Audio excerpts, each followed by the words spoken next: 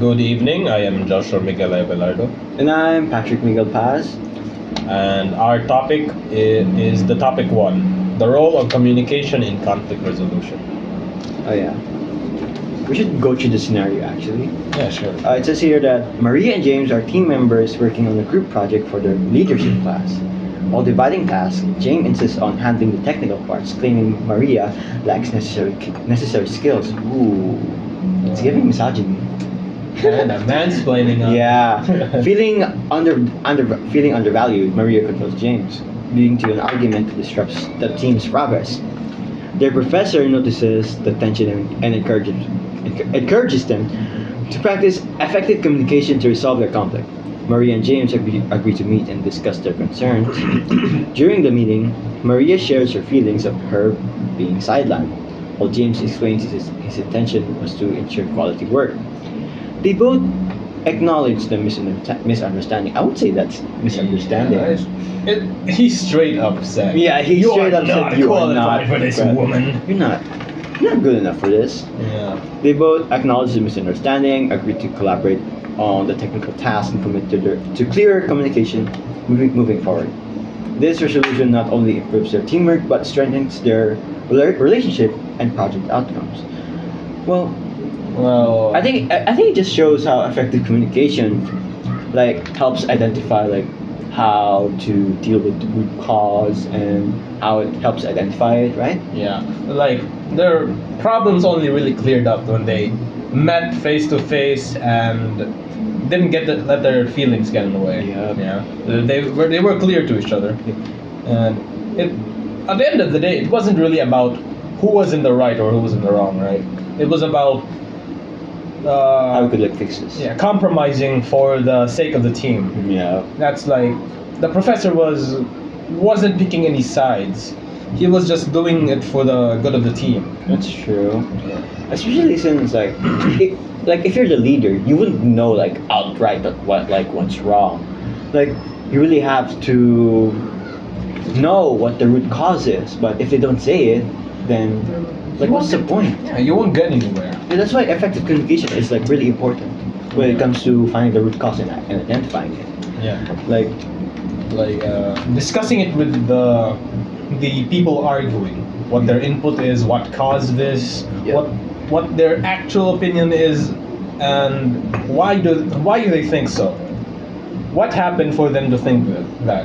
yeah. And you can really get the root cause of it when you just straight up ask them. Yeah, And yeah. since you're the leader, it's generally assumed that they answer to you. They gotta say things to you truthfully, and if you can't even get that, you really have to do something to resolve this. Yeah. Yeah, that's true. Well, I just really when it comes to active listening as a leader, Yeah. how does it actually help? Like, try to resolve conflicts and try to build team dynamics. Well, when you actively listen to someone, you're building up the trust they have you as a leader. Yeah. Oh yeah, this guy's gonna listen to me. I should say stuff to him that'll Yeah, I gotta help him. benefit the team. Since I'm gonna benefit from this, I should sell him something that'll improve the general situation. Yeah. And he's probably gonna put in the work to input my input. Oh yeah, that's true. Yeah. Just letting them know that you're listening and trying to understand them, Yeah. it actually goes a long Yeah. way. Just trying to build this trust Yeah. just helps you try to communicate far better, Yeah. and thus actually helps with the team building and how we should resolve conflicts far better, right? Yeah. Because if they get the impression that you're not listening to them, you're not gonna get any ideas from them or Yeah. get any input from them on how to improve. Yeah. Yeah, but as a leader, how can you encourage open communication for your team? Communication for your team, right? Yeah. Oh yeah. You can foster an environment that every idea is worth listening to, right? Even if you personally don't really like that idea, you gotta listen Yeah. to foster the environment you're building of trust in your team, so you can get better ideas down the line. Because, like I said before, if you're not gonna listen, they're not gonna speak, right? So And actually, I think like trying to prevent like the discouragement of trying to talk about your problems, your try to communicate like whatever you have with your leader actually helps with like open communication and how leaders should be a role model to how to communicate openly, right? To Yeah, your yeah. team, to your for the sake of your job, your project, right? yep, yep. And should we get to the discussion questions, or should we like expound further? You already like went to like 3, 3? Okay, what do we have left? 4, and 5. Okay, let's go. It says here, what are some common barriers to effective communication during a conflict and how can they be overcome? Oh yeah, probably like the emotional barrier. Since barrier. yeah, people are gonna be prideful about their arguments. Since yeah, that's my argument. My reputation relies on that. I look dumb if I'm wrong, right?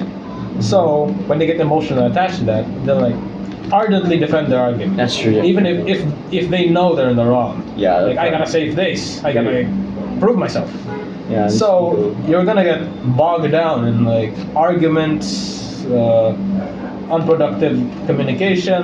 yeah, unproductive arguments, right? So you gotta be objective. Mm-hmm. You gotta straight up say that yeah, something's wrong. We gotta do something about this. Mhm. Like say something. You gotta compromise, and at the end of the day, you're working on a team project. That's true. Like you gotta sacrifice something for the team, even if it's your pride, right? Mm-hmm. Yeah. So You gotta let your leaders know.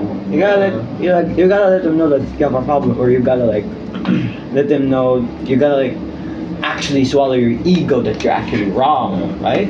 So, as a leader, you gotta goad them into that. You gotta give them an off ramp that they can save face, even if they're emotionally, like, they're putting their emotions into it. Yeah. So you gotta de-escalate the situation and make them think objectively. Like, yeah, that's better for the team. Yeah. Oh, yeah. And so you can overcome that by being objective. Yeah. And, Objective and being professional. yeah, being professional about it. Yeah, like your reputation doesn't hinge on that argument. You gotta That's true. imply that to them, right? Mm-hmm. Right. True. True. On You're 5. right. How Oh yeah. can How can resolution of conflict through communication enhance collaboration and overall team performance? So when you actually get rid of the conflict, right? Yep.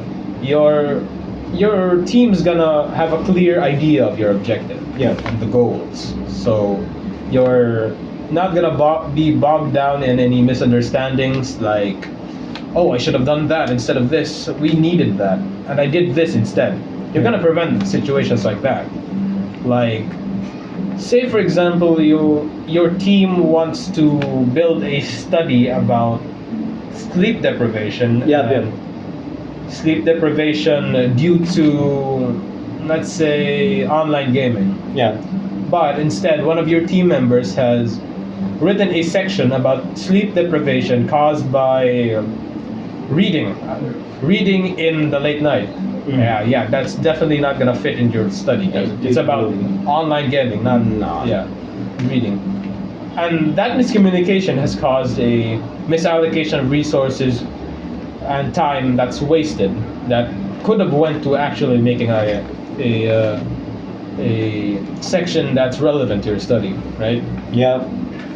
But you. And I do think it's like it gives it effectively communicates like what other people want, what other people don't want. Like when you resolve a conflict, you effectively just try to like compromise, right?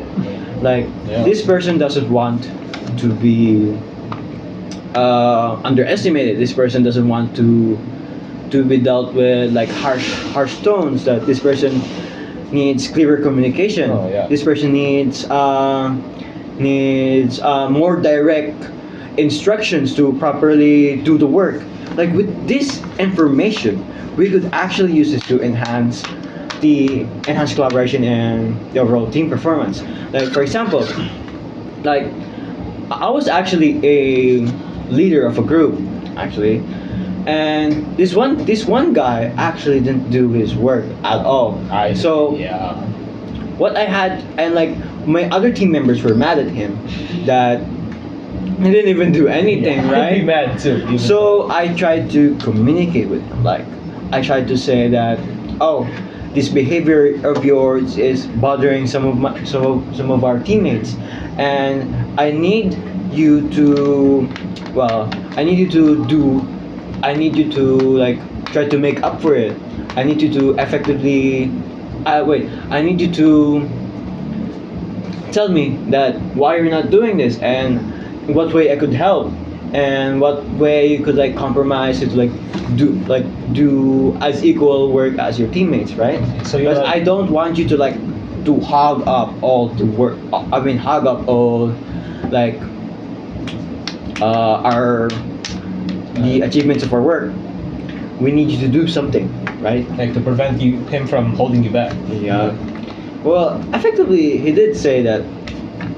He didn't actually say like what's making him busy or what's making him like not do the work. So I effectively just gave him like what he's like good at. We try to communicate like what part of the project that he's good at. So we made him like do a questionnaire. Yeah. So because of how we resolve these conflicts, we could like there's like an actual benefit. Like there's more benefit than like not resolving the conflict at all, Yeah. right? Because So you're gonna lose a group member. Yeah, That could be like put to better use if you're just gonna be mad at him and not like engage with him, right? mm-hmm. Like that's an extra pair of hands that could have been like running your RRL or Working, something. right? Even though he's not working, you could put him to good use. That's why I hate research. This is why I don't like being the leader because I don't think I'm like good enough for it, right? Yeah.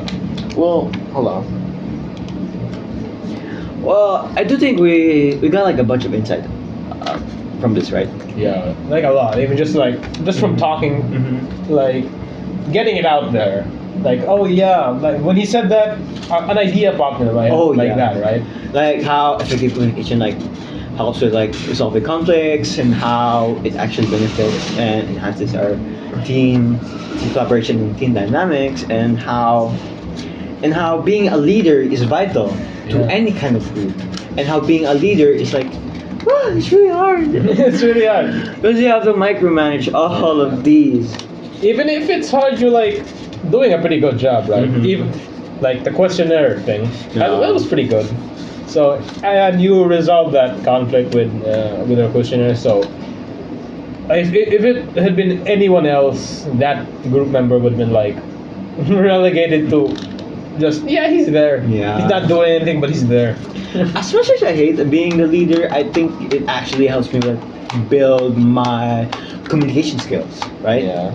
And as for the leaders who are trying to be leaders or who want to be leaders, that they should try to practice more open communication. They should practice more people managing skills, and